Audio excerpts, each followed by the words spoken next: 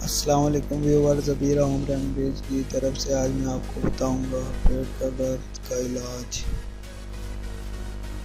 پیٹ کی خرابی کی ایک بڑی وجہ معذر صحت پانی ہے۔ ہماری صحت مندی میں پانی کو بنیادی اور لازمی اہمیت حاصل ہے، اور صاف شفاف پانی کا استعمال ہمیں لاتعداد بدنی مسائل سے محفوظ رکھتا ہے۔ سب سے پہلے تو آپ اپنے پانی کو آلودگی سے پاک کرنے کی کوشش کریں۔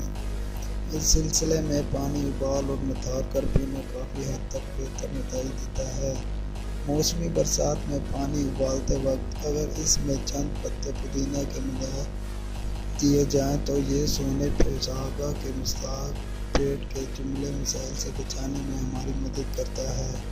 اسی طرح پانی میں سونف شامل کر کے ابال کر پینا بھی طبی لحاظ سے ازحد مفید ہے۔ سونف پیشاب کے راستے جسم سے مضر عناصر کو خارج کرنے میں مدد کرتی ہے۔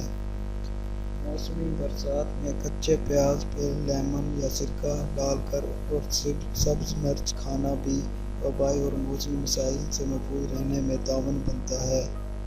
علاوہ پودینہ، لہسن، سبز مرچ اور انار دانہ کی چٹنی بھی اس موسم میں کافی حد تک ہمیں صحت مند رہنے میں ہماری مددگار ثابت ہوتی ہے۔